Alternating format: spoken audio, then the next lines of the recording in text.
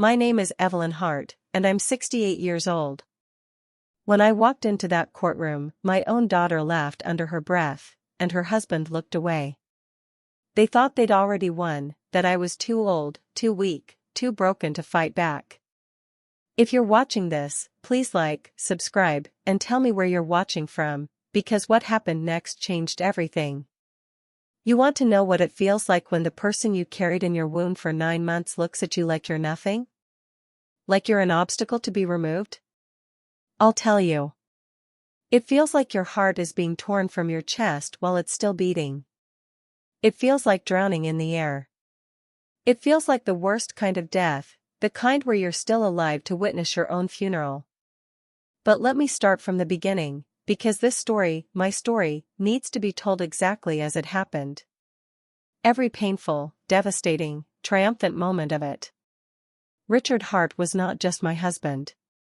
He was my companion, my confidant, my greatest love for 40 years. 40 years. Do you understand what that means? That's longer than most people keep their promises. That's longer than trends last, longer than buildings stand, longer than most friendships survive. When I met Richard, I was 28 years old, and he was a struggling entrepreneur with more dreams than dollars.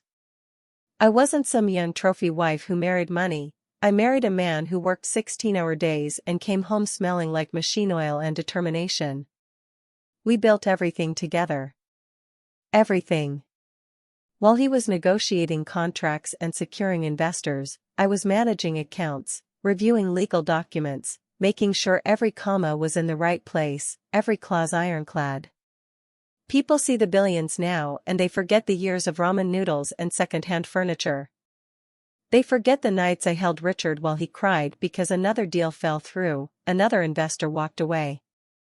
They forget that I was there in the trenches, fighting alongside him, bleeding alongside him. We had one child. Melissa. Our beautiful, precious daughter. I remember the day she was born like it was yesterday, her tiny fingers wrapped around mine, her eyes opening for the first time. I promised her then that I would give her everything. Everything. And God help me, I did. Maybe that was the problem. Maybe I gave her so much that she never learned what it meant to earn anything, to fight for anything, to truly value anything. Richard spoiled her. I won't lie about that. He couldn't help himself. Every recital, every graduation, every whim, he showered her with gifts, opportunities, endless wells of generosity. I watched it happen and I said nothing because I thought love was enough. I thought our love would teach her gratitude, humility, and compassion. I was wrong. Richard died 8 months before that courtroom scene. 8 months.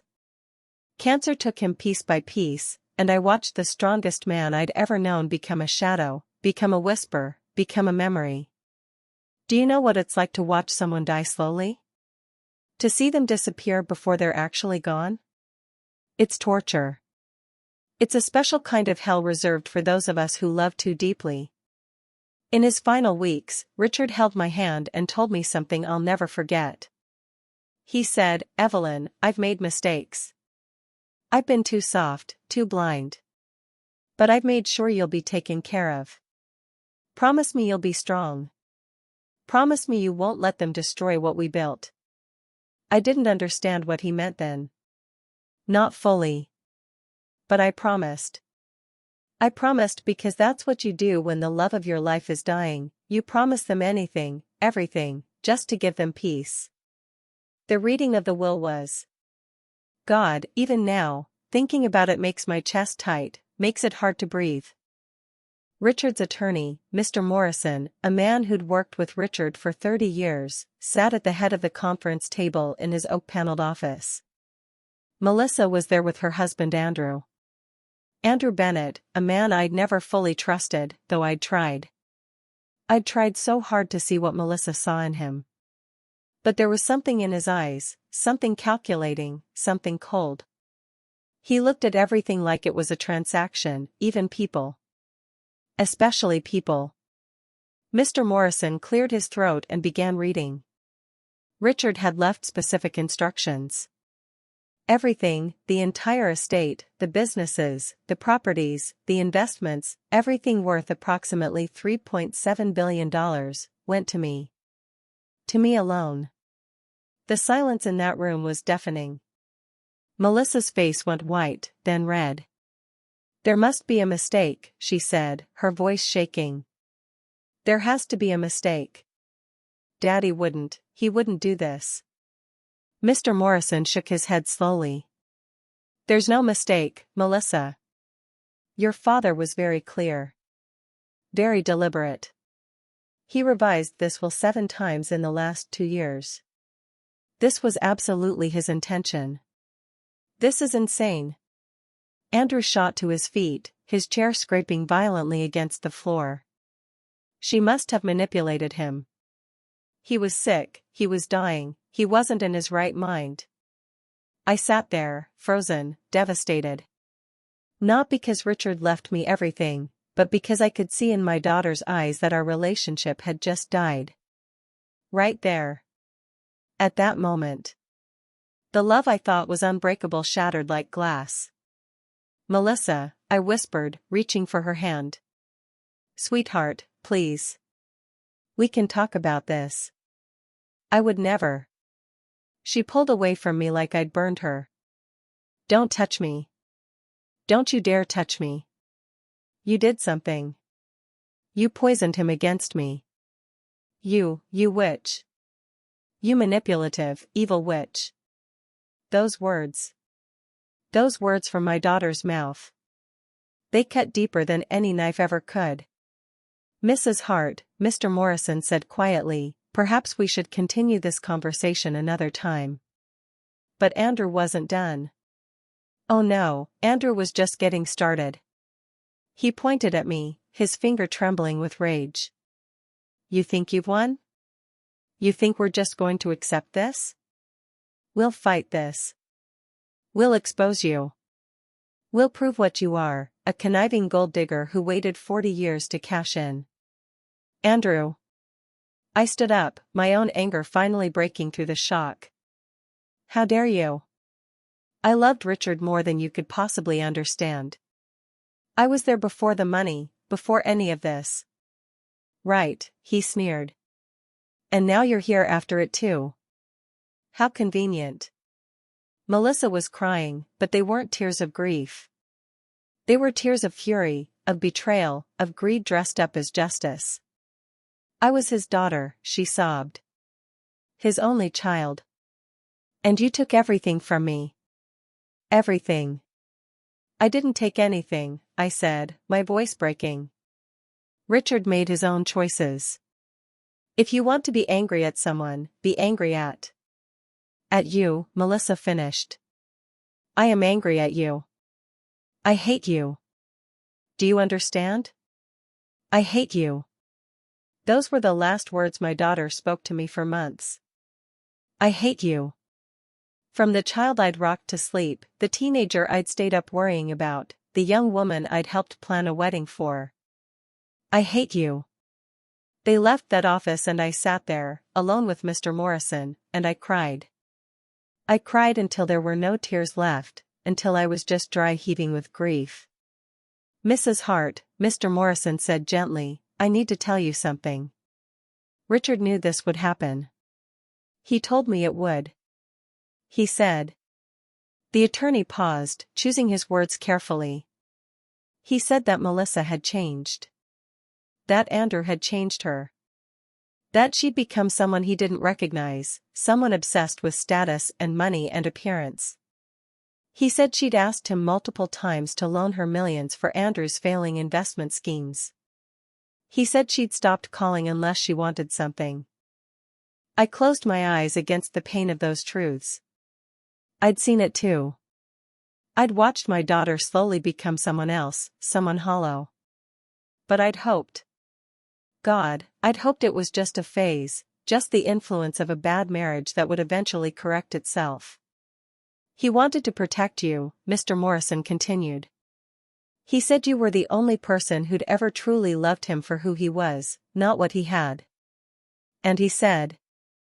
The attorney's voice cracked slightly. He said he trusted you to do the right thing with his legacy. To honor what you built together. The right thing. What was the right thing when your only child hated you? When she looked at you like you were a thief? I didn't know it then, but that was only the beginning. That was just the first crack in what would become a complete fracture, a complete war. Because Andrew and Melissa, they weren't going to accept defeat. They were going to fight. And they were going to fight dirty. 3 months after Richard's funeral, I received the court papers. I was in the garden, Richard's garden, the one we'd planted together, where roses bloomed that we'd chosen on our 20th anniversary. I was talking to his memory, the way I did every morning, telling him about my day, about how much I missed him, about how empty the house felt without his laughter. The process server was polite, almost apologetic. Mrs. Evelyn Hart, he asked. Yes? You've been served. I took the envelope with trembling hands. Melissa Hart Bennett and Andrew James Bennett vs. Evelyn Marie Hart. Case number 2024 CV00898876. Superior Court.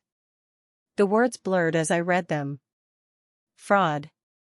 Undue influence. Mental incompetence. Forgery of testamentary documents. Elder abuse. They were suing me. My own daughter was suing me, accusing me of forging her father's will, of manipulating him when he was vulnerable, of being mentally unfit to manage the estate. I couldn't breathe. Literally couldn't breathe. I had to sit down right there on the garden path, the papers scattered around me, my vision going dark at the edges. My daughter thought I was a criminal. My daughter was willing to destroy me publicly, to humiliate me, to paint me as a con artist and a fool, all for money. All for money that wouldn't even make a meaningful difference to someone with $1 billion, let alone $3 billion. But it wasn't really about the money, was it? It was about control. About power. About Andrew's wounded ego and Melissa's sense of entitlement. It was about them believing they deserved everything and I deserved nothing. The preliminary hearing was scheduled for 2 weeks later. I hired an attorney, a competent man named Robert Murray who specialized in estate litigation. He reviewed the case and told me bluntly, Mrs. Hart, they're going to make this ugly. They're going to attack your character, your mental state, your entire marriage. They're going to suggest you were a gold digger from day one. Are you prepared for that? Was I prepared?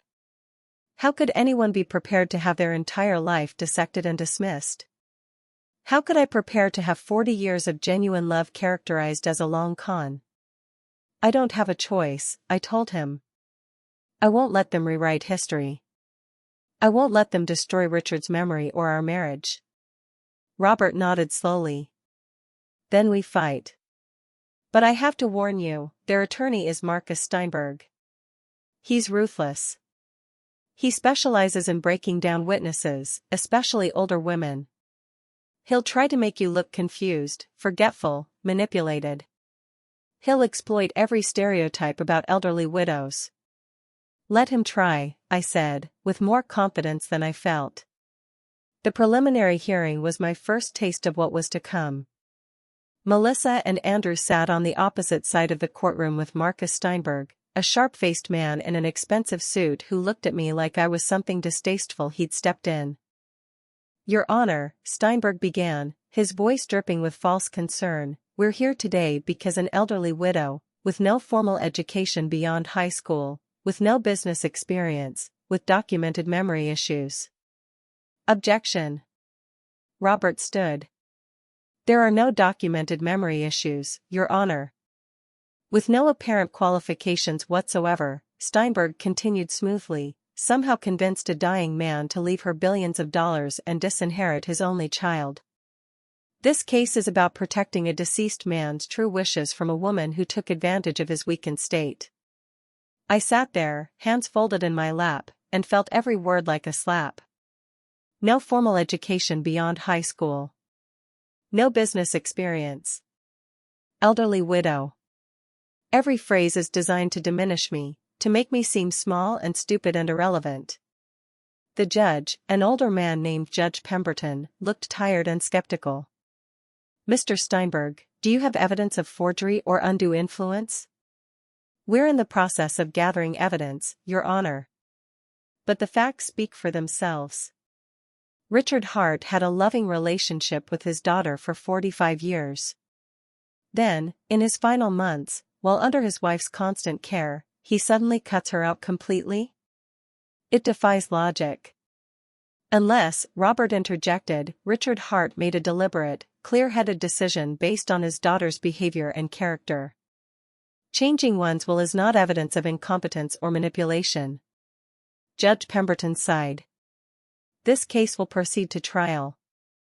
I suggest both parties attempt mediation first, but I'm not optimistic. He looked directly at me, and I saw pity in his eyes. Pity. Like I was already defeated. After the hearing, I tried to approach Melissa. Just to talk. Just to explain.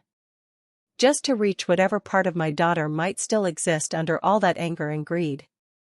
Melissa, please, I called out as she walked toward the parking lot with Andrew. She stopped, turned, and for just a second, just one heartbreaking second, I saw my little girl. The one who used to bring me dandelions and call them flowers. The one who would crawl into bed with me during thunderstorms. Then Andrew whispered something in her ear and the moment vanished. You have nothing to say that I want to hear, Melissa said coldly. You're delusional if you think you can keep Dad's money. You're a high school dropout who married up and got lucky. But that luck just ran out. I loved your father, I said, my voice shaking. I loved you. Everything I did, everything we built, was for our family. You're pathetic, she replied. The word hit me like a physical blow. You actually believe your own lies. But everyone sees through you, Mom. Everyone knows what you are. Andrew smirked. See you in court, Evelyn. Hope you've got a good poker face, because Steinberg is going to destroy you on the stand. He specializes in making old ladies cry. They walked away laughing. Actually laughing. My daughter and her husband, laughing about my impending humiliation. That night, I called my friend Patricia, someone I'd known for 30 years, someone I thought would stand by me. Evelyn, she said carefully when I explained everything. Honey, maybe you should just settle. Give them something. Anything. This is going to get so messy, so public. Do you really want to go through a trial? At your age? With your health? My health is fine, I said sharply. But the stress, the media attention, the accusations. Evelyn, is it worth it? You have more money than you could ever spend. Give Melissa half. Make peace. Don't let this destroy what's left of your relationship. What relationship? I asked bitterly. She called me pathetic, Patricia. She said she hates me. She accused me of fraud and elder abuse. What exactly am I preserving? She's hurt, Patricia said softly. She's lashing out. But she's still your daughter. Money isn't worth losing your only child. But that's where Patricia was wrong. This wasn't about money. This was about the truth. This was about honor. This was about not letting Richard's final wishes be trampled on by greed. This was about not letting them win by making me too afraid, too tired, too broken to fight. I'm not settling, I told her. I'm going to trial. And I'm going to win. Oh, Evelyn, Patricia sighed. I hope you know what you're doing. I didn't. Not really. Not yet. But I was about to figure it out. Over the next few weeks, the attacks intensified. Melissa gave an interview to a local newspaper, painting herself as the grieving daughter cut off by a manipulative stepmother. Never mind that I wasn't her stepmother, I was her actual mother who had given birth to her, raised her, sacrificed for her.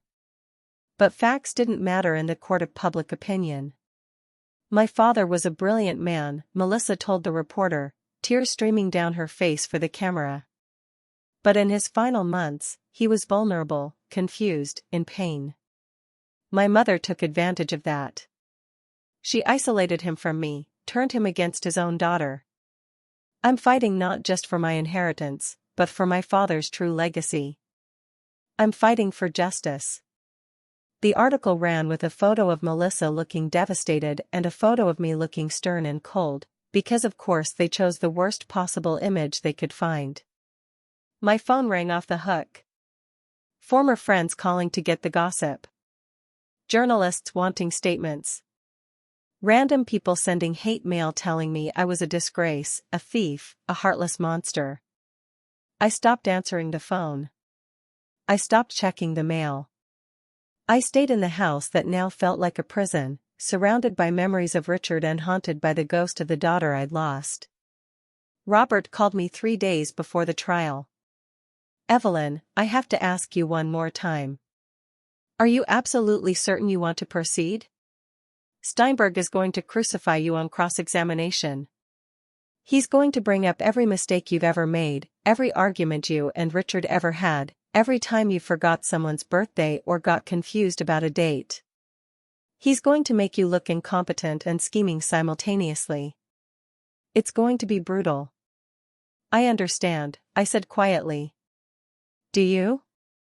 Robert pressed. Because I've seen witnesses break down completely under Steinberg's questioning. Strong people. People with nothing to hide. He has a way of twisting words, of making innocence look like guilt. And the fact that you're a woman of a certain age, without a college degree, without business credentials, he's going to exploit every bit of that. Let him, I said. And for the first time since this nightmare began, I felt something other than grief and fear. I felt anger. Cold, hard, clarifying anger. Let him underestimate me. Let them all underestimate me. Evelyn. I'll see you in court, Robert. I hung up and walked to Richard's study, the room I'd avoided since his death because it hurt too much, because his presence was too strong there. His desk was exactly as he'd left it. His reading glasses. His favorite pen. A photo of us from our 30th anniversary, both of us laughing, both of us still so full of life and hope. And in the corner, the safe. The one he'd insisted I have the combination to, even though he'd told me I'd never need to open it. They'll come for you, Evelyn, Richard had said one night, about a year before he died. We were lying in bed and he'd been unusually quiet, unusually serious. I know they will. Melissa has changed, and Andrew. Andrew is a shark. They smell blood in the water and they're going to come for you. Richard, don't say things like that, I'd protested. Melissa loves me. He'd just looked at me with such sadness, such knowing sadness. I've changed the will again. Everything goes to you. Not because I don't love Melissa, I do, I always will, but because I need to protect you from what's coming. And I need to protect what we built from people who would waste it, squander it, and destroy it. Richard. The safe, Evelyn. When the time comes, when they come after you, open the safe. Everything you need is in there. Promise me. I promised, not understanding, not wanting to understand. Now, standing in front of that safe with the combination Richard had made me memorize, I finally understood. My hand shook as I entered the combination. 8 digits. Our wedding anniversary. The safe clicked open. Inside were documents. Folders and folders of documents meticulously organized. Financial records. Communications.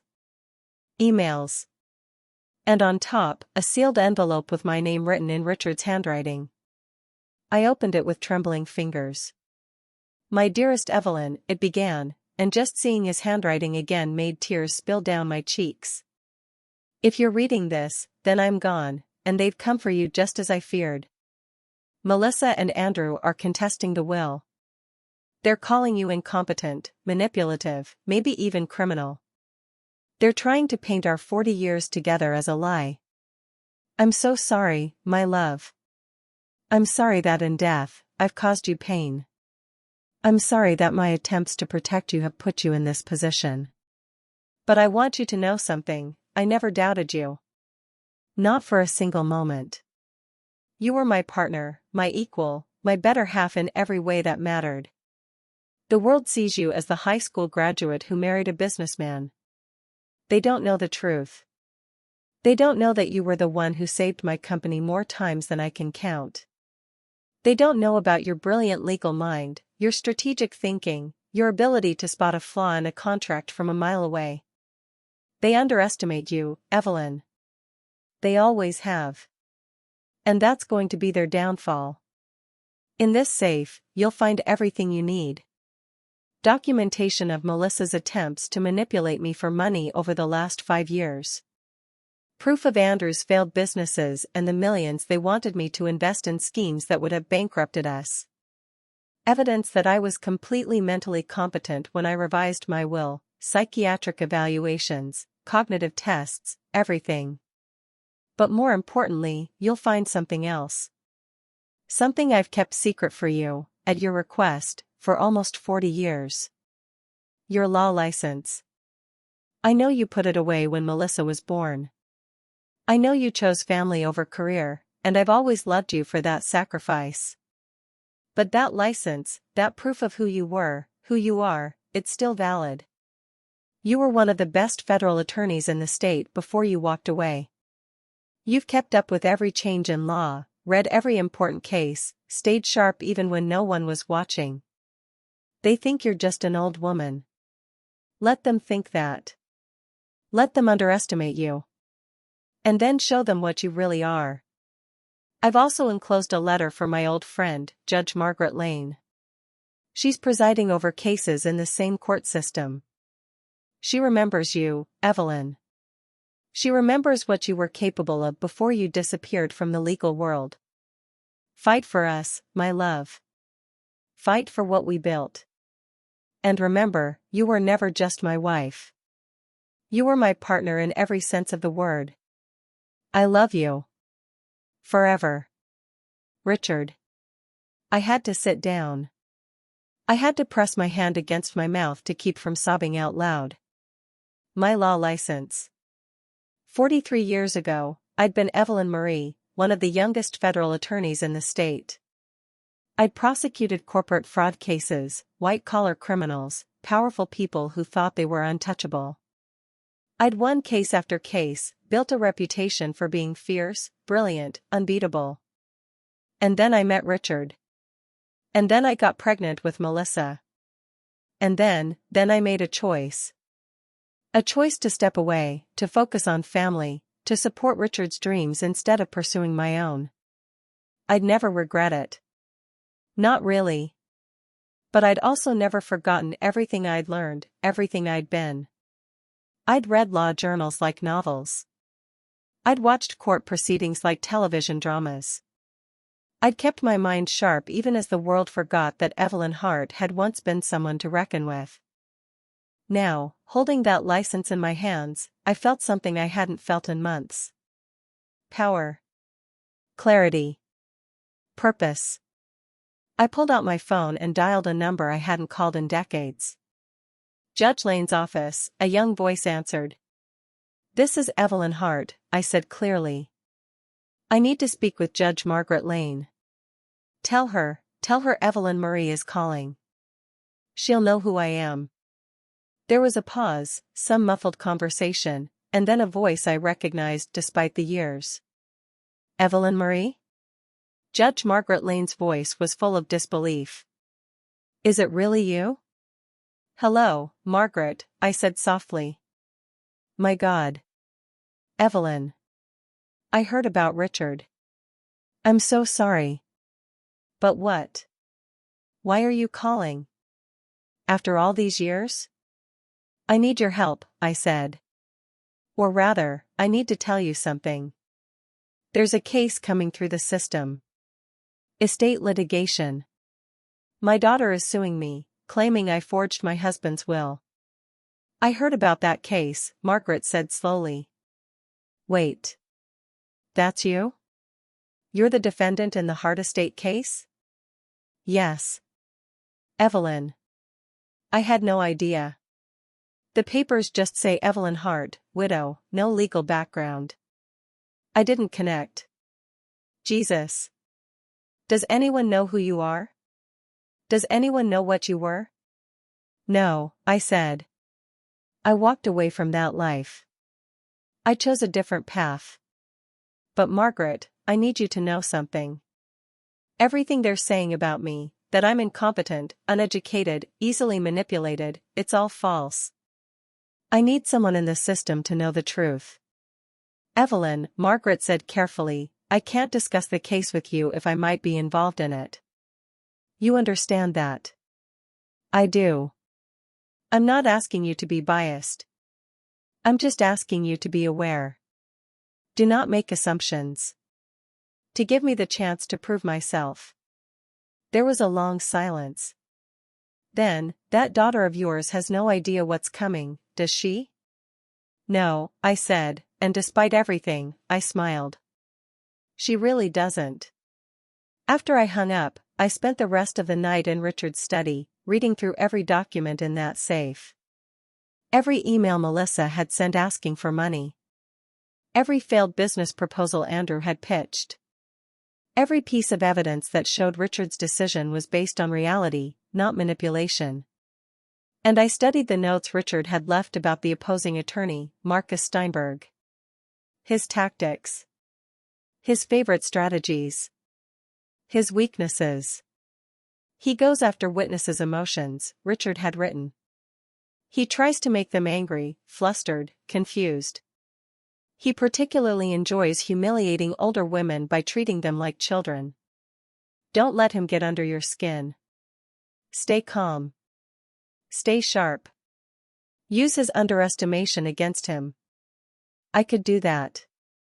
I'd done it before, years ago, when arrogant defense attorneys had assumed the young Asian woman across from them would be easy to bully. I'd destroyed them with facts, with precision, with a steel spine wrapped in a silk glove. Could I do it again? At 68, after decades away from the courtroom? I looked at Richard's photo on the desk. Help me, I whispered. Give me strength. And I swear, in that moment, I felt him. Felt his presence, his confidence, his absolute faith in me. I spent the next 2 days preparing. Not with Robert, he still didn't know what I was planning. But alone, in Richard's study, running through cross-examination scenarios, anticipating arguments, preparing rebuttals. I also wrote a letter. A letter to Melissa that I knew she'd never read, but I needed to write anyway. My darling daughter. I don't know if you'll ever understand what you've put me through. I don't know if you'll ever see past the money to the truth. But I want you to know that I love you. I've always loved you. Even now, even after everything, I love you. Your father loved you too. So much. More than you know. But love doesn't mean giving someone everything they demand. Sometimes love means saying no. Sometimes love means protecting someone from their own worst impulses. You've become someone I don't recognize, Melissa. Someone who values money over relationships, status over character, winning over truth. I don't know if Andrew made you this way or if this was always in you, waiting to emerge. But it breaks my heart. In court, you're going to see something you don't expect. You're going to learn something about me you never knew. I hope, God, I hope, that it makes you stop and think. That it makes you question what you've been told, what you've assumed. But even if it doesn't, even if you hate me forever, I want you to know this, I did everything out of love. Every choice, every sacrifice, every moment of this fight, it's all been out of love for you, for your father, for the truth. I'm sorry I couldn't be the weak, manageable mother you needed me to be. I'm sorry I'm going to disappoint you in ways you can't yet imagine. But I'm not sorry for fighting back. All my love, Mom. I sealed it and put it in my purse. Maybe someday I'd give it to her. Probably not. The night before the trial, I barely slept. I lay in the bed I'd shared with Richard for 40 years and I talked to him, the way I always did. I'm scared, I admitted to the darkness. I'm terrified. What if I'm not who I used to be? What if 40 years has dulled me? What if I fail you? But I knew what Richard would say. He'd say, "You've never failed me, Evelyn. Not once. Not ever. You're the strongest person I know. Now show them." So that's what I decided to do. Show them. Show them all. The courthouse was exactly as I remembered it from decades ago. Same marble floors. Same echo of voices in high-ceilinged corridors. Same smell of old wood and desperation and justice both served and denied. I wore a simple dress, navy blue, modest, deliberately understated. I carried an old leather handbag that had been my mother's. I moved slowly, carefully, leaning slightly on a cane I didn't actually need but that completed the picture of a fragile elderly woman. Let them see what they expected to see. Robert met me at the entrance. "Are you ready?" he asked, concern written all over his face. "As ready as I'll ever be," I said softly. We walked into the courtroom and I felt every eye on me. The gallery was half full, some journalists, some curiosity seekers, some mutual friends who'd come to watch the spectacle of a family destroying itself. And there, on the other side, sitting with Marcus Steinberg, were Melissa and Andrew. My daughter looked expensive. A designer suit. Perfect hair. Makeup applied with precision. She looked like money, like success, like someone important. She looked nothing like the little girl who used to make mud pies in the backyard and bring me breakfast in bed on Mother's Day. Andrew was beside her, whispering something in her ear. He looked smug. Confident. Like a man who'd already won. As I passed their table, Melissa laughed. Not a loud laugh. A quiet, breathy laugh under her breath, but deliberately loud enough for me to hear. Andrew looked away, dismissive, like I wasn't worth his attention. Marcus Steinberg watched me with predatory interest, sizing me up like a hunter examining prey. I saw him take in my age, my modest appearance, my slight tremor, that I was deliberately exaggerating. I saw him smile. Just a small smile, but it said everything, "You're going to be so easy to break." I took my seat next to Robert, hands folded in my lap, head slightly bowed. The perfect picture of a frightened old woman. "All rise."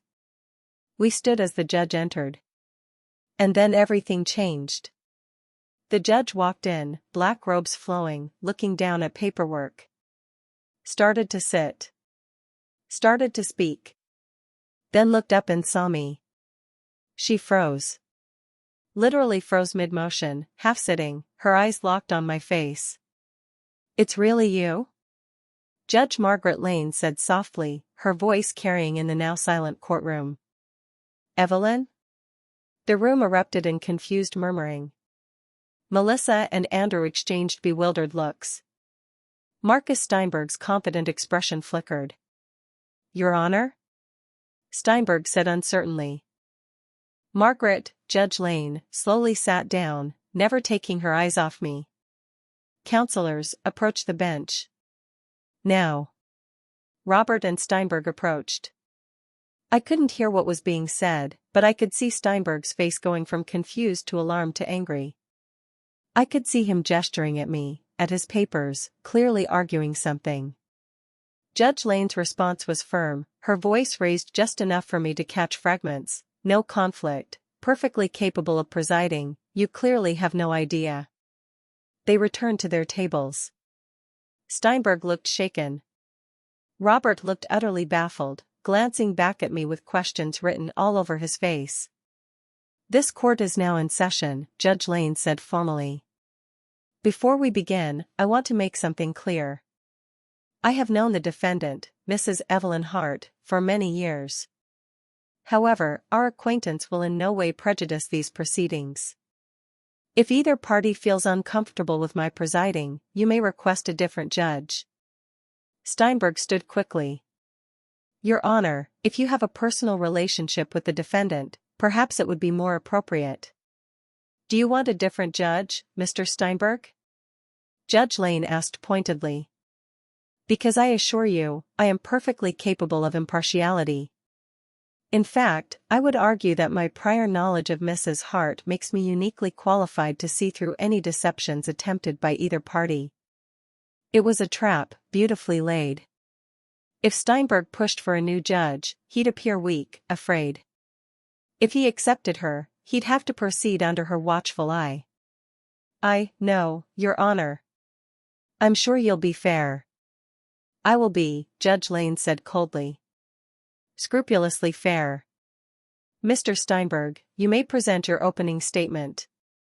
But as Steinberg stood, I could see it, the first crack in his confidence. He'd come here expecting an easy target. Now he didn't know what he was dealing with. He recovered quickly, I'll give him that. His opening statement was smooth, polished, and devastating. "Ladies and gentlemen, Your Honor," he began, "this case is about a fundamental betrayal of trust. It's about an elderly man, Richard Hart, who in his final months was isolated from his only daughter and convinced to disinherit her completely. The defendant, Evelyn Hart, is a woman with no college education, no business experience, no legal credentials of any kind. She was a housewife, a role she performed admirably, but she had no understanding of the complex business empire her husband built. Yet somehow, in the last 2 years of Richard Hart's life, as cancer ravaged his body and mind, as pain medications clouded his judgment, this simple housewife convinced him to change his will. Not once. Not twice. But 7 times. Each revision left more and more to her and less to his beloved daughter Melissa, who had been by his side for 45 years. We will prove that Evelyn Hart took advantage of a dying man's vulnerability. We will prove that she manipulated him, isolated him from his daughter, and twisted his final wishes to serve her own greed. We will prove that the will presented to this court is a product of undue influence at best, and quite possibly forgery at worst. Look at the facts. Richard Hart built a $3.7 billion empire. His daughter has a degree from Yale, an MBA from Harvard, a proven track record in business consulting. She was his natural heir, his obvious successor. Yet at the end, this uneducated widow with no qualifications somehow ends up with everything? It defies logic. It defies common sense. And when we're done presenting our evidence, you'll see it for what it is, the greatest con this woman ever pulled. Thank you. He sat down looking supremely confident. Several people in the gallery were nodding. I could feel them looking at me, at my simple dress and gray hair, at my aged hands clutching that old handbag. They were believing every word. Robert stood for our opening statement. He was competent, professional, but I could hear the defensiveness in his voice. Your Honor, the plaintiff's case rests entirely on assumptions and prejudice. Yes, Mrs. Hart doesn't have a college degree. Yes, she chose to focus on family rather than career. But that doesn't make her stupid, incompetent, or criminal. Richard Hart was evaluated by 3 separate psychiatrists in the final year of his life. All 3 found him completely mentally competent. He knew exactly what he was doing when he revised his will. He made deliberate, clear-headed choices based on years of observing his daughter's character and behavior. The plaintiffs suggest that love should equal automatic inheritance. But parents have no obligation to leave money to children who've proven unworthy of that trust. Richard Hart left everything to his wife because she was his true partner, because he trusted her judgment, and because he had very specific reasons, which we will present, for being disappointed in his daughter's behavior. This isn't a case about manipulation. It's a case about a daughter who feels entitled to money she never earned and a father who had the courage to say no. Thank you. Robert sat down. It was a decent opening, but I could see it hadn't swayed the room. They still saw me as the villain, or at best, as the confused old woman being used by greedy attorneys. Mr. Steinberg, Judge Lane said, call your first witness. The plaintiff calls Melissa Hart Bennett to the stand. My daughter stood, walked to the witness stand, placed her hand on the Bible, swore to tell the truth. The truth. What a concept. She looked beautiful. Composed. Tragic. The perfect grieving daughter. Steinberg began gently. Mrs. Bennett, can you describe your relationship with your father? We were very close, Melissa said, her voice breaking just slightly. He was my best friend. Growing up, he was at every recital, every soccer game, every important moment of my life.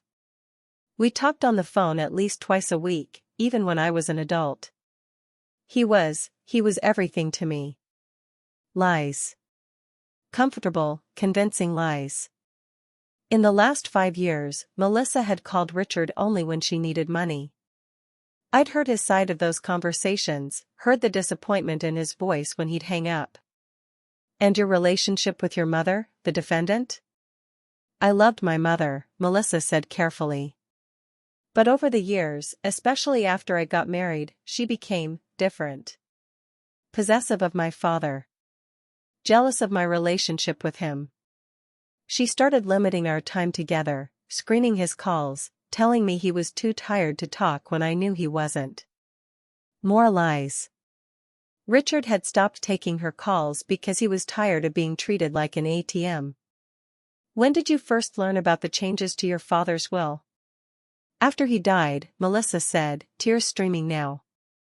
At the reading. I had no idea. None. My father and I never discussed money, it wasn't that kind of relationship. I assumed. I'm his only child. It never occurred to me that I'd be completely disinherited. Not $1. Not even a personal item. Nothing. How did that make you feel? Devastated, she sobbed. Betrayed. Not because of the money, I don't care about the money. But because it meant my father, the man I loved more than anyone, had died hating me. That's what it meant. And I couldn't understand why. What had I done?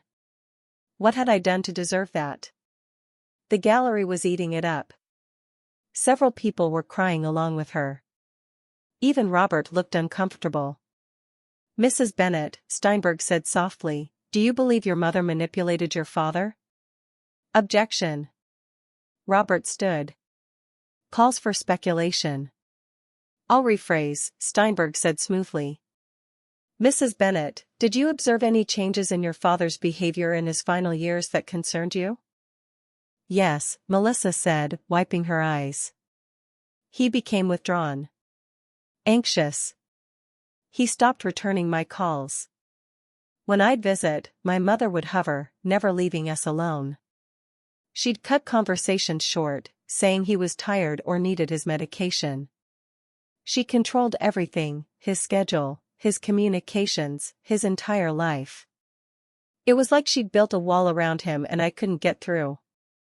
Did your father ever express concern about your marriage or your husband Andrew? Never, Melissa said firmly. He loved Andrew. They got along wonderfully. My father actually encouraged me to marry him, said Andrew reminded him of himself when he was young, ambitious, driven, full of ideas. I closed my eyes against that particular distortion. Richard had told me repeatedly that Andrew was a con artist in a nice suit who was bleeding Melissa dry and didn't even have the decency to be good at it. The questioning went on for another hour. Melissa painted herself as the devoted daughter, me as the controlling villain, and Richard as the confused victim. It was a masterful performance. I had to give her credit, she'd either convinced herself these lies were true, or she was a better actress than I'd ever realized. Finally, Steinberg finished. "Your witness, Mr. Marie." Robert stood, gathering his papers. I could see him preparing to be gentle with her. She was crying, vulnerable, the bereaved daughter. Attacking her too hard would make us look cruel. But as he approached the witness stand, I did something I hadn't planned. Something instinctive. I touched his arm. "Robert," I whispered. "Sit down." "What?" "I'm taking this one." His eyes went wide. "Evelyn, you can't just—" "Your Honor," I said, standing up. My voice is different now. Stronger. Clearer. No tremor, no hesitation. "May I approach?" The courtroom went silent. Judge Lane's eyes met mine, and I saw the smallest hint of a smile. "You wish to question the witness yourself, Mrs. Hart?" "I do, Your Honor. I believe I'm qualified to do so." Steinberg shot to his feet. "Your Honor, this is highly irregular. The defendant is not an attorney. She can't just—" "Mr. Steinberg," Judge Lane interrupted. "Are you suggesting that a defendant doesn't have the right to question witnesses against them? Because I assure you, they do. Or are you suggesting that Mrs. Hart is not competent to do so? Because I would be very careful about making that argument." There was something in her tone, a warning, an edge, that made Steinberg pause. "No, Your Honor. I just think." "Then please sit down. Mrs. Hart, you may approach the witness." I walked toward the witness stand, no cane now, no tremor, no hesitation. I moved like I had 40 years ago, with purpose, with confidence, with the muscle memory of 100 courtroom battles. Melissa watched me approach with growing confusion. She'd never seen me like this. Never seen this version of her mother. "Hello, Melissa," I said quietly. "Mom?" Her voice was uncertain now, the polished performance cracking slightly. "Let's start with something simple," I said. "You testified that you and your father talked at least twice a week, even in his final years. Is that correct?" "Yes." "And you said you were very close, that he was your best friend." "Yes, he was." I pulled a folder from my bag, my old leather handbag that suddenly didn't look quite so quaint anymore. Inside were phone records. Richard's phone records. Every call, every text, every communication from the last 5 years of his life. "Your Honor, I'd like to enter into evidence phone records from Richard Hart's personal cell phone, retrieved from his estate with proper authorization. Defense Exhibit A." I handed copies to the clerk, to Steinberg, to Judge Lane. Steinberg's face went pale as he scanned them. "Melissa," I said gently, "these records show every incoming and outgoing call your father made in the last 5 years of his life. According to these records, in the final 2 years, the period when you claim you spoke twice weekly, you called your father exactly 19 times. That's 19 calls in 24 months. Would you like to revise your testimony about speaking twice a week?" Melissa's mouth opened, closed. Maybe I misremembered. Maybe it wasn't every week, but... And of those 19 calls, I continued, 15 of them lasted less than 5 minutes. Would you like to know what the common thread was in those brief calls? Objection. Steinberg finally found his voice. Relevance. "Your Honor," I said calmly, "the plaintiff has based her entire case on the premise that she had a close, loving relationship with her father that was disrupted by my influence. These phone records directly contradict that claim. They are absolutely relevant." "Overruled," Judge Lane said. "Continue, Mrs. Hart." I turned back to Melissa. "I'll tell you what those calls were about, sweetheart. Money. Every single one. You called to ask for money for Andrew's business ventures. Let me read from the notes your father kept, notes he meticulously recorded after each call. I pulled out another document. Richard's personal journal, his handwriting, dated entries. March 15th, 2 years ago, Melissa called again. Didn't ask how I was feeling, didn't ask about the new treatment. Just asked for $250,000 for Andrew's tech startup. I said no. She said I was being unfair and hung up. Call lasted 3 minutes. Melissa had gone pale. June 3rd, Melissa called crying. Said Andrew's in trouble, needs $500,000 or he'll lose everything. I asked her why she never calls just to talk to her father anymore. She said she doesn't have time for guilt trips and hung up. 2 minutes. That's not, Melissa started. September 20th, I continued relentlessly. Melissa accused me of loving money more than my own daughter because I won't fund Andrew's schemes. Told her I've given them over $2 million in the last 4 years and they've squandered all of it. She said I owe her more because she's my legacy. For minutes before she hung up on me. Tears were streaming down Melissa's face now, but they weren't the sympathetic tears from earlier. These were tears of shame, of being exposed. Would you like me to continue? I asked softly. I have 2 years of entries. 2 years of documentation showing that every single conversation you had with your father was a transaction. You called when you needed money. You never called just to say I love you. You never called to ask how he was managing his pain. You never called on his birthday just to wish him well. Every single call. It was about money. That's not fair, Melissa whispered. You're making me sound like a monster.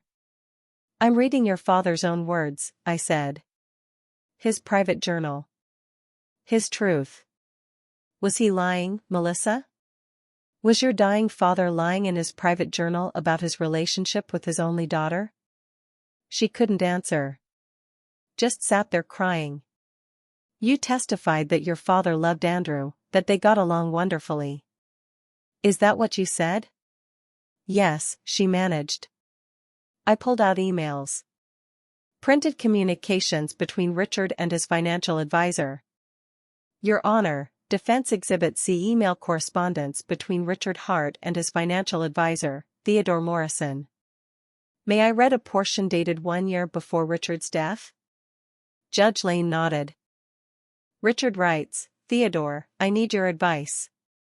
My daughter's husband has approached me again for investment in his cryptocurrency venture. I've looked at the business plan and it's nonsense, a thinly veiled Ponzi scheme that would defraud investors.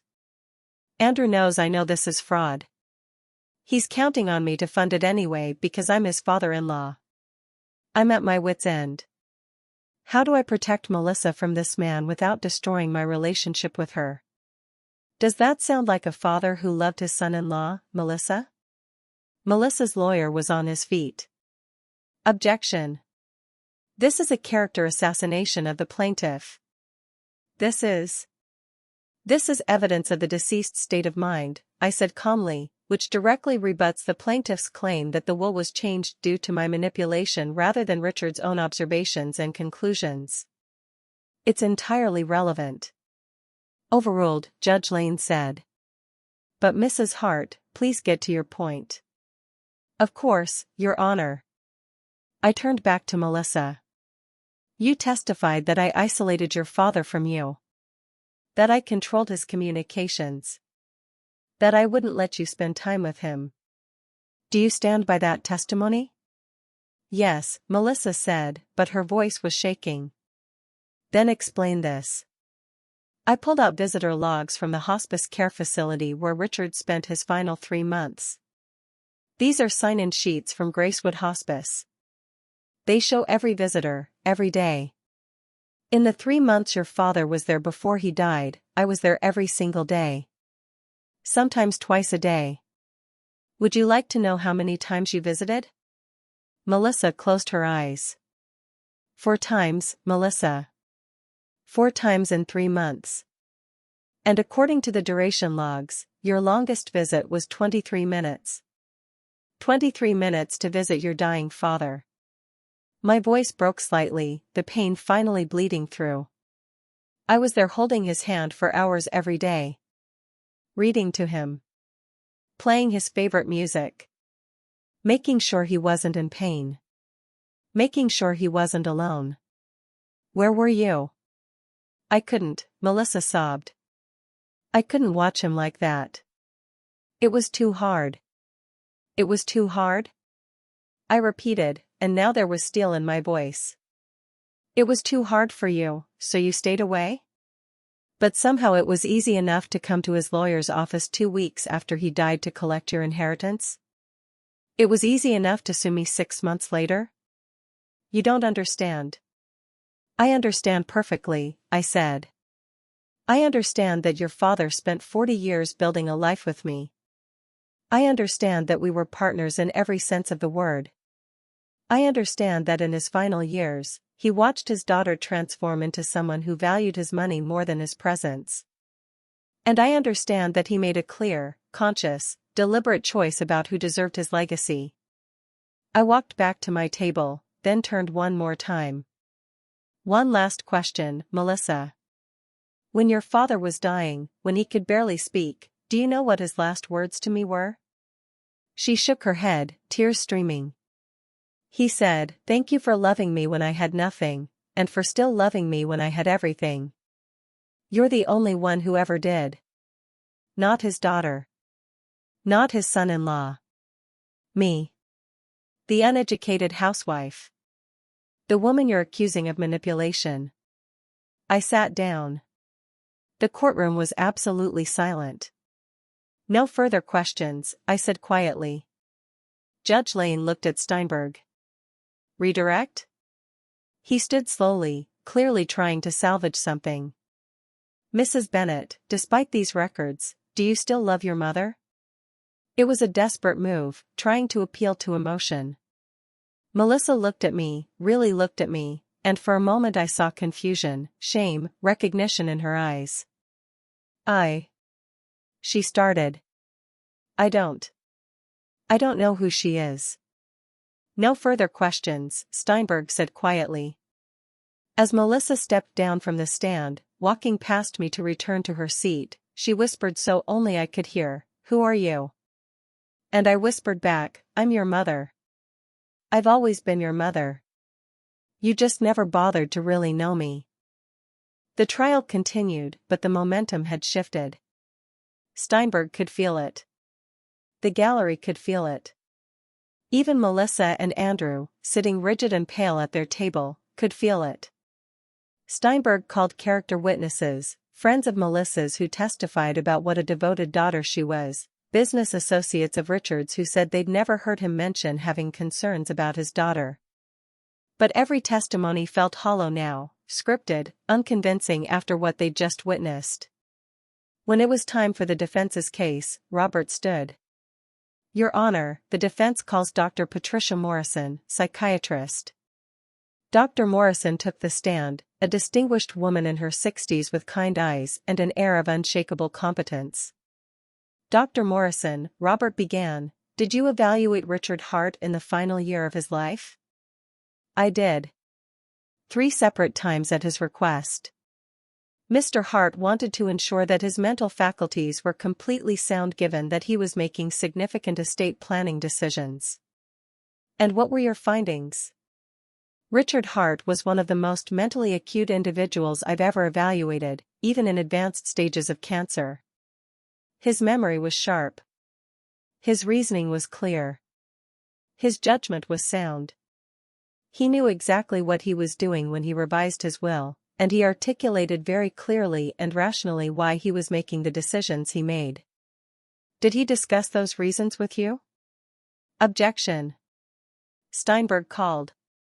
"Doctor-patient privilege." "Your Honor," Robert countered, "Mr. Hart specifically waived privilege regarding these evaluations in his will, anticipating they might be challenged. The waiver is on file." Overruled.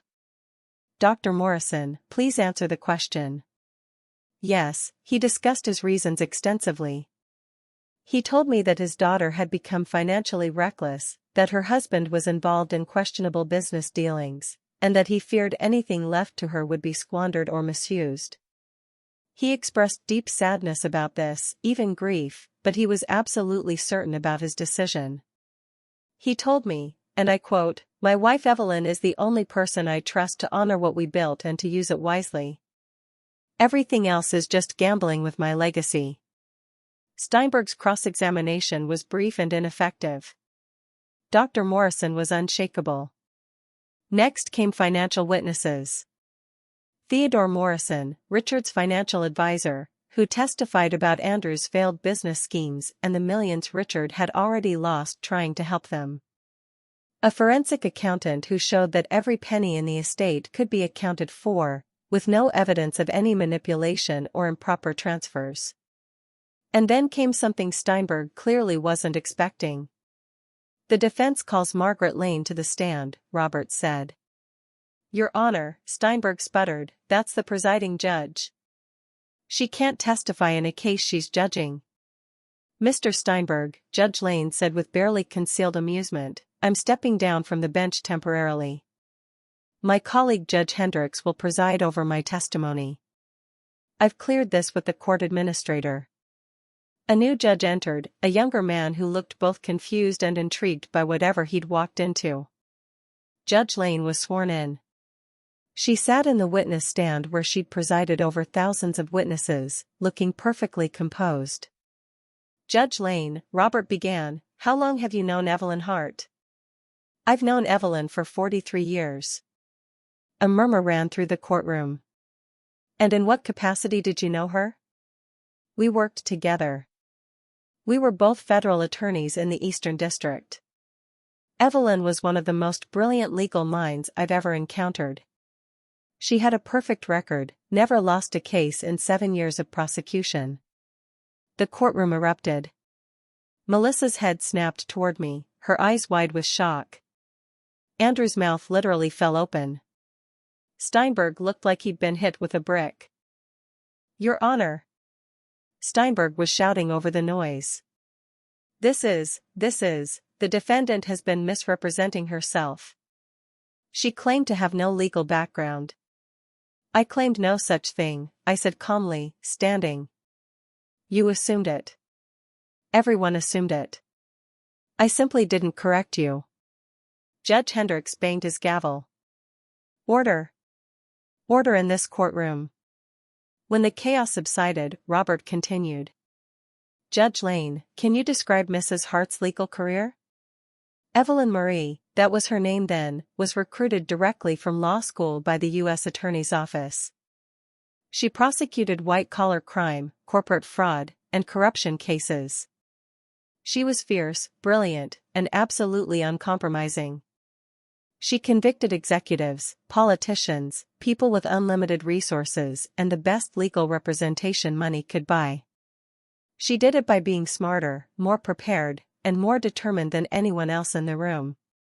"What happened to her career?" "She walked away. She got married, got pregnant, and chose family over law. I begged her not to do it, told her she could have both. But she said she wanted to give her family her full attention. The legal community lost one of its brightest stars."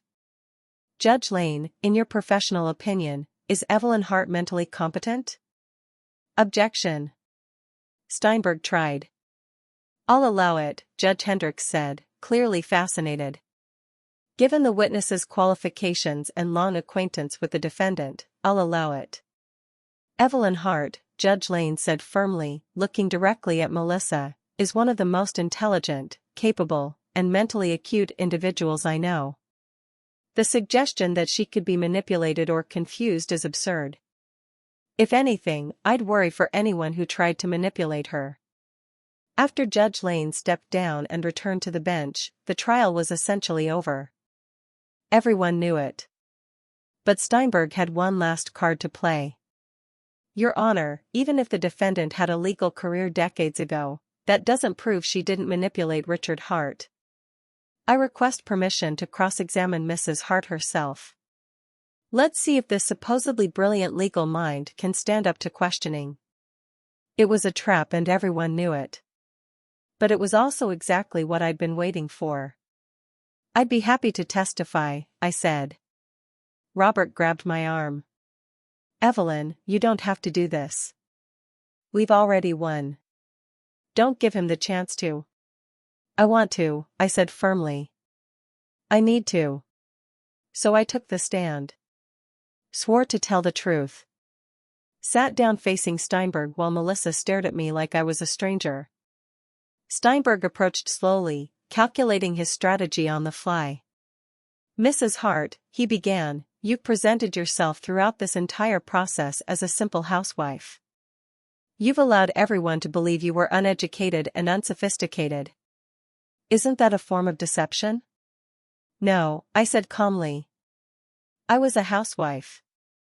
For 40 years, that was my primary role. The fact that I had a previous career doesn't change that. You made assumptions based on limited information and stereotypes about age and gender. That's not my deception, it's your prejudice. A few people in the gallery laughed. Steinberg's jaw tightened. You could have corrected those assumptions. Why would I? You were so confident in your assumptions. So sure that an elderly woman couldn't possibly be competent enough to manage her own affairs.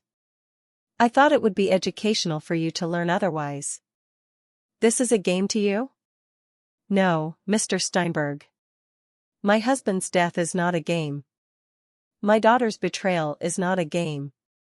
This lawsuit is not a game. But your condescension? Your attempts to paint me as incompetent? Those were insulting enough that I decided to let you dig your own grave. You manipulated this entire proceeding. I presented evidence. I asked questions. I cross-examined a witness. All things I'm legally entitled to do. The fact that I did them competently shouldn't be surprising, except you were so busy underestimating me that you never considered I might be capable. Steinberg shifted tactics. Let's talk about your relationship with Richard Hart. You admit you were the one managing many of his business affairs? I helped, yes. I reviewed contracts. I offered advice. I was his partner. But you had no business degree. No formal training.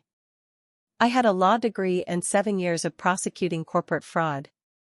I knew how to spot a bad deal, a fraudulent contract, a scheme dressed up as a business opportunity. That's what Richard needed, not an MBA, but someone who could protect him from being defrauded. Like the fraud you're committing now by. Careful, Mr. Steinberg, I said, my voice like ice. Accusing me of fraud without evidence is slander. I may be retired, but I still remember how to file a defamation suit. He backed off slightly. You've testified that Richard was disappointed in his daughter's behavior. But isn't it true that you encouraged that disappointment? That you pointed out every flaw, every mistake, every perceived slight? No, I said firmly. I defended Melissa to Richard many times. When she asked for money and he wanted to say no, I'd advocate for giving her a chance. When Andrew came to him with another scheme, I'd suggest we at least listen. I loved my daughter. I wanted Richard to maintain his relationship with her. But I couldn't make her call him. I couldn't make her visit. I couldn't make her value him as more than a bank account. That's a convenient narrative. It's the truth. And Mr. Steinberg, I know you're trying to find some crack in my testimony, some contradiction you can exploit. But I've been questioned by better attorneys than you, in higher stakes cases than this. You're not going to rattle me. You're not going to confuse me. You're not going to make me look incompetent. Because I'm not incompetent. I never was. His face flushed with anger. You're arrogant. No, I'm confident. There's a difference. And I earned that confidence through decades of work, sacrifice, and success. You've earned your reputation by bullying vulnerable witnesses. That might work on people who don't know how to fight back. But I do. Your Honor, Steinberg said desperately, the witness is being hostile. The witness is being honest, Judge Lane said dryly. Continue your examination or sit down, Mr. Steinberg. He sat down. Redirect? Judge Lane asked Robert. Just one question, Your Honor. Robert approached me. Mrs. Hart, did you manipulate, coerce, or unduly influence your husband in any way? Never, I said, looking directly at Melissa. I loved him. I honored him. I was his partner in building a life and a legacy. Everything I did was to protect what we built together and to honor his final wishes. I didn't agree with those wishes. I argued with him about disinheriting Melissa, told him he was being too harsh. But they were his choices, made with full mental competence and clear understanding of the consequences. I'm simply doing what he asked me to do, protecting our legacy. No further questions. I stepped down from the stand and returned to my seat. The courtroom was buzzing with whispered conversations. Judge Lane banged her gavel. We'll take a 30-minute recess, then return for closing statements. During the recess, I stood in the hallway outside the courtroom, alone. Robert was on his phone with someone. The gallery had emptied for bathroom breaks and coffee. I heard footsteps behind me and turned. It was Melissa. Just her, no Andrew, no attorney. Just my daughter, looking small and lost despite her expensive suit. Mom, she said quietly. Hello, sweetheart. I don't understand. Why didn't you tell me? About your career, about who you were? Would it have mattered? I asked gently. Would you have treated me differently if you'd known I used to be a federal attorney? Should a mother have to prove her worth to her child?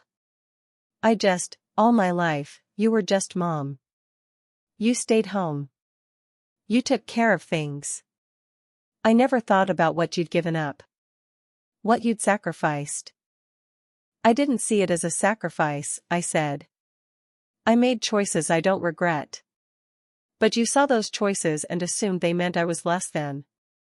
Simple. Manageable. Someone you could dismiss. Tears were streaming down her face. Did Dad really say all those things? In his journal, in his emails? Did he really think I was only calling for money? Yes, I said, and it hurt to say it. Because it was true, Melissa. In the last 5 years, every conversation with you was transactional. He felt it. I felt it. You became someone we didn't recognize. Andrew said. Andrew is using you, I said bluntly. He's always been using you. Your father saw it. I saw it. Everyone saw it except you. He's got you convinced that the money is what matters, that status and wealth are the measures of worth. And you've let that poison everything we had as a family. I don't know what to do, she whispered. I'm here, in this courthouse, suing my own mother. How did this happen? You chose it, I said. You chose to believe I was the enemy. You chose to listen to Andrew instead of looking at evidence. You chose money over a relationship. Can we? She started, then stopped. Can we fix this?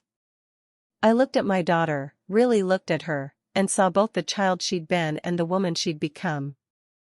I don't know, I said honestly. That depends on you. On whether you're willing to see the truth. On whether you're willing to choose differently. I'm scared, she admitted. So am I said. But Melissa, if you want a relationship with me, it has to be real. It has to be based on respect, not need. On love, not obligation or money. I'm not just mom. I'm Evelyn. I'm a person with a history, with intelligence, with strength.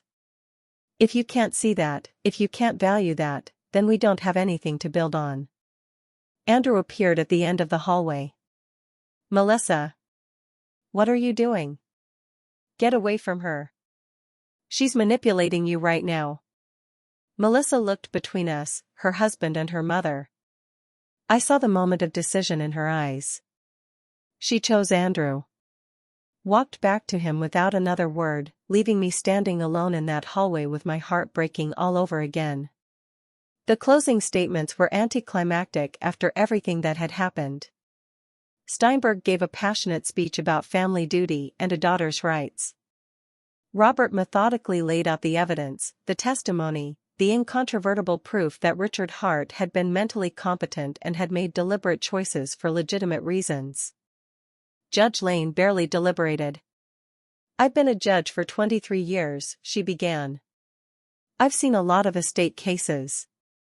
I've seen a lot of families tear themselves apart over money. But this case has been particularly troubling. The plaintiff's case rested entirely on assumptions about age, gender, education, and capability. They assumed that an elderly woman without a college degree couldn't possibly be intelligent enough to manage a large estate. They assumed that a long marriage must have been based on manipulation rather than genuine partnership. They assumed that a daughter's sense of entitlement equaled a father's true wishes. But assumptions are not evidence. Prejudice is not proof. The evidence in this case overwhelmingly supports the defendant. Richard Hart was evaluated multiple times and found completely competent. His will was clear, detailed, and thoroughly documented. His reasons for his decisions were articulated clearly in his own words. There is absolutely no evidence of forgery, undue influence, or mental incompetence. Furthermore, the plaintiff's own testimony and behavior have demonstrated exactly why Richard Hart made the choices he did. The phone records, the visitor logs, the financial documents, they all paint a picture of a daughter who valued her father primarily as a source of money rather than as a person worthy of love and attention. This is not a case I can decide in favor of the plaintiff simply because she's the daughter. Inheritance is not an entitlement. It's a gift. And parents have every right to decide who deserves that gift. I find in favor of the defendant, Evelyn Hart. The will stands as written. The plaintiff's case is dismissed. Furthermore, given the frivolous nature of these accusations and the clear evidence of bad faith, I'm ordering the plaintiffs to pay the defendant's legal fees. And if I may speak personally for a moment. Judge Lane looked directly at Melissa. Young lady, you have just destroyed your relationship with one of the most remarkable women I've ever known. A woman who sacrificed a brilliant career to raise you. A woman who loved your father and stood by him for 40 years. A woman who tried to defend you even as you were attacking her. You will regret this for the rest of your life. Not because of the money you lost, but because of the mother you threw away. The court is adjourned. The gavel came down. It was over. 6 months later, I was living in the seaside house Richard and I had bought for our retirement. The house we'd never gotten to enjoy together. I woke up each morning to the sound of waves. I walked on the beach. I read books. I slowly, painfully learned how to be alone without being lonely. And I started a foundation. The Evelyn and Richard Hart Foundation for Women's Education and Legal Aid. Scholarships for women from disadvantaged backgrounds who wanted to pursue law. Free legal services for elderly people facing financial exploitation by their own families. It felt like the right way to honor both my past career and my marriage to Richard. To turn all that pain, all that betrayal, into something that could help others. I was working in the foundation office one Tuesday afternoon. We'd rented a small space downtown, hired 2 young attorneys fresh out of law school who reminded me so much of my younger self, when my assistant buzzed me. Mrs. Hart, there's someone here to see you. She doesn't have an appointment, but she says it's important. It's your daughter. My heart stopped. Actually stopped for a moment. Send her in, I said quietly. Melissa walked through the door and she looked different. Thinner. Older somehow, though it had only been 6 months. Her expensive clothes were gone, replaced by simple jeans and a sweater. No makeup. Hair pulled back in a ponytail like she used to wear when she was young. "Mom," she said, and her voice cracked. We stood there for a long moment, just looking at each other. "I left him," she said finally. "I left Andrew. 3 months ago." "Oh, sweetheart." Despite everything, my heart ached for her. "After the trial, I couldn't stop thinking about everything you said. Everything Dad wrote in his journal. I started really looking at my marriage, at my life, at the person I'd become. And I realized." She took a shaky breath. "I realized you were right. About everything. Andrew was using me. He'd been using me for years. And I'd let him because it was easier than admitting I'd made a mistake." She sat down heavily in the chair across from my desk. "When the money was gone, when the lawsuit failed and he realized we weren't getting Dad's estate, he changed. Became cruel. Mean. Started blaming me for everything. Said I was worthless, that I'd failed him, that my own father saw how useless I was. And one night, he was screaming at me about how I'd ruined everything, and I heard Dad's voice in my head. Heard all those journal entries you read in court. And I realized Andrew was exactly what Dad had been trying to protect me from." Tears were streaming down her face now. "I packed a bag that night and left. Filed for divorce. I'm living in a 1-bedroom apartment and working as a consultant for a nonprofit. I make about $60,000 a year. It's the first money I've ever earned by myself, for myself. And Mom." She looked at me with eyes that finally saw me. "I'm so ashamed. I'm so deeply ashamed of what I did to you. Of what I said. Of who I became. Melissa." "No, please let me finish. I need to say this." She wiped her eyes. "You gave up everything for me. Your career, your dreams, your identity. You became just Mom so that I could have everything. And I never saw it. Never valued it. I thought you were small because you made yourself small for me. I thought you were simple because you made life simple for me. I took everything you sacrificed and I treated it like it was nothing." Her voice broke completely. "And then when Dad died, when he tried to protect you and honor you the way you deserved, I attacked you. I called you names. I accused you of the most horrible things. I tried to destroy you in court, in public, in front of everyone. I tried to take away the one thing Dad wanted you to have: security, recognition, peace. You were hurt," I said softly. "You were grieving." "No," she said firmly. "That's what I told myself, but it wasn't true. I wasn't grieving Dad, I barely saw him in his final years. I was grieving over the money. The status. The image of myself as the billionaire's daughter. And I was willing to destroy my own mother to get it back. That's not grief. That's..." She struggled for the word. "That's evil. That's what that was. Evil." I came around the desk and knelt beside her chair, taking her hands in mine. They were cold, trembling. "You're not evil, sweetheart. You were lost. You made terrible choices, yes. You hurt me more than I can even fully explain. But you're not evil. You're human. Flawed, broken, human. How can you even look at me?" she sobbed. "After everything I did? After what I said in court? I called you pathetic, Mom. I laughed at you. I tried to make the whole world think you were a criminal." "I know," I said, and my own tears were falling now. "Believe me, I know. And it hurts. God, it hurts so much I thought I might not survive it. Losing your father was devastating. But losing you? That was worse. Because he died knowing I loved him. You were alive and you hated me. I never hated you, she whispered. I was just so angry and confused, and Andrew kept saying you'd manipulated Dad, that you'd stolen my inheritance, that you were evil. And I wanted to believe him because it was easier than admitting the truth. Which was that Dad saw exactly who I'd become.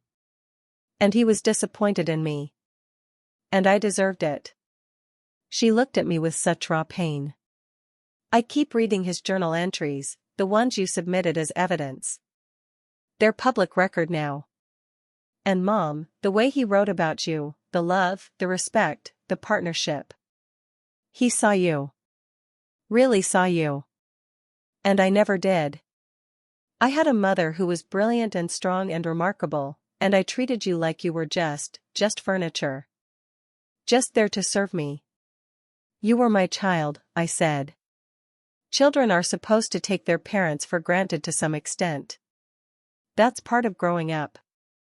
You didn't know about my career because I chose not to tell you. I chose to be just Mom.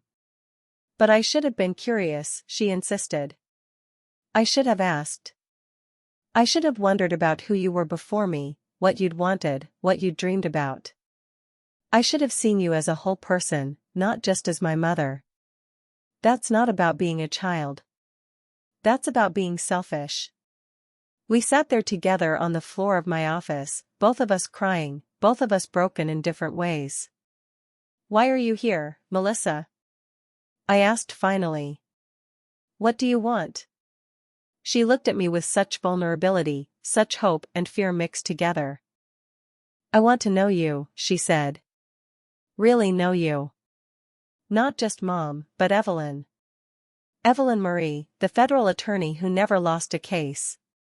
Evelyn Hart, Dad's partner who helped build an empire. I want to hear about your life before me. Your dreams. Your victories. Your struggles. I want to understand what you gave up and why. I want to. Her voice broke again. I want a relationship with my mother. A real one. One based on respect and love and seeing each other as whole people. That's a beautiful thing to want, I said carefully. But Melissa, I need you to understand something. I can forgive you. I do forgive you. But forgiveness doesn't erase what happened. It doesn't magically restore trust. That has to be earned. Rebuilt. Slowly. Painfully. I know, she said quickly. I know. I'm not asking for everything back right away. I'm not asking you to pretend last year didn't happen. I'm just asking for a chance. To start over. To do better. To be better. I looked at my daughter, my only child, the person I'd loved more than my own life for 45 years, and I saw something I hadn't seen in so long. I saw sincerity. I saw remorse. I saw growth. But I also saw the scars. The damage that might never fully heal. The broken places between us that would always be broken places, no matter how much we tried to repair them. One coffee, I said finally. One coffee a week. We'll sit together. We'll talk. Really talk. Not about money or the estate or the past. About who we are now. Who we want to be. And we'll see. Week by week, we'll see if we can find our way back to each other. Thank you, she breathed. Thank you, Mom. I'll do better. I promise I'll do better. I know you will, sweetheart. Because you're my daughter. And underneath all the mistakes and the pain and the greed that Andrew cultivated in you, you're still the little girl who used to bring me dandelions and call them flowers. You're still the person your father and I raised. You just got lost for a while. I'm so sorry, she whispered again. I know, I said. And I meant it. She stood to leave, then turned back. Mom? Can I ask you something? Of course. In court, when you cross-examined me, when you revealed who you really were, Were you angry at me? I thought about that question. I really thought about it. No, I said finally. I was angry at the situation. Angry at Andrew for manipulating you. Angry at a system that assumes elderly women are incompetent. Angry at a world that underestimates people based on age and gender. But angry at you? No. I was heartbroken. I was disappointed. But mostly, I was just sad. Sad that it had come to that. Sad that you couldn't see me.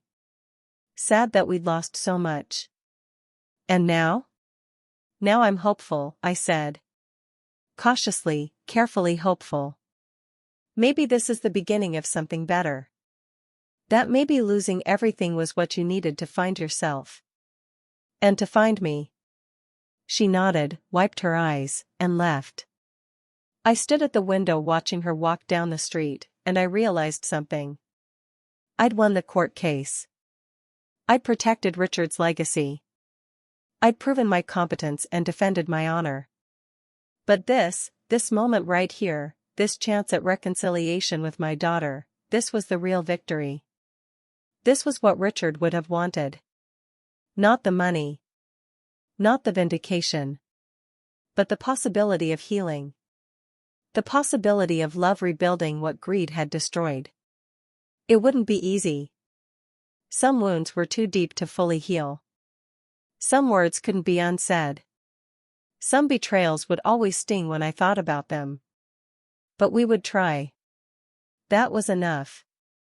So that's my story. That's what happened when my own daughter laughed at me in that courtroom, when her husband looked away smugly, when they thought they'd already won. They saw an old woman. A simple housewife. Someone they could break, manipulate, defeat. What they didn't see was the federal attorney who'd built a career on being underestimated. They didn't see the partner who'd helped build $1 billion empire from nothing. They didn't see the woman who'd fought bigger battles than they could imagine and had never, ever lost. I'm 68 years old now. My hair is gray. My hands shake sometimes. I walk a little slower than I used to. And yes, I spent 40 years as a housewife, raising my daughter and supporting my husband. But none of those things make me weak. None of those things make me simple. None of those things make me less than. I was a brilliant attorney before I was a mother. I was a strategic business partner while I was a wife. I was always more than what people saw on the surface. And here's what I want you to understand, whoever you are, wherever you're watching from, you are more too. If you're a stay-at-home parent who people treat like you've never had an original thought, you're more. If you're an elderly person who people speak to like you're a child, you're more. If you're someone whose education was interrupted, whose career was sacrificed, whose identity was wrapped up in serving others, you're more. The world will try to make you small. It will try to put you in a box labeled simple or incompetent or past your prime. It will try to convince you that you are only what you appear to be on the surface. Don't believe it. I spent 40 years letting people assume I was just a housewife. And I don't regret those years. I loved my husband, I raised my daughter, I built a life I was proud of.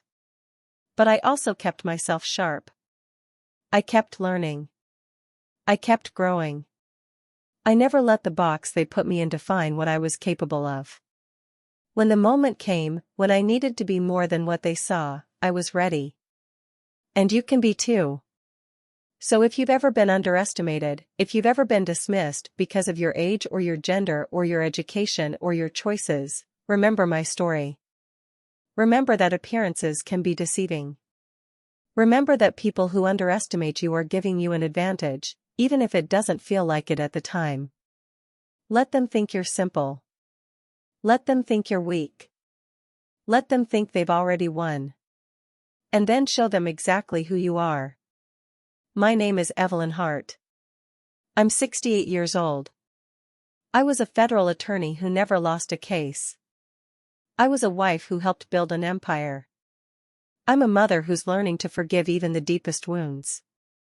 I'm a woman who refuses to be defined by other people's assumptions. And I'm standing here today, in my seaside house, running a foundation that helps other women find their strength, because I refuse to be less than I was. Because I fought back. Because I remembered that my value wasn't determined by what other people could see. If this story resonated with you, please hit that like button. Subscribe to this channel. And tell me in the comments where you're watching from and what you're fighting for. Tell me about a time you were underestimated. Tell me about a moment when you proved them wrong. Because your voice matters. Your story matters. Your strength, even if the world can't see it yet, matters more than you think. We're all more than we appear. We're all fighting battles people can't see. We're all capable of more than the boxes society tries to put us in. Don't let them make you small. Don't let them convince you you're weak. Don't let them win. I didn't. And neither should you. That day in court, they saw an old woman they thought they could destroy.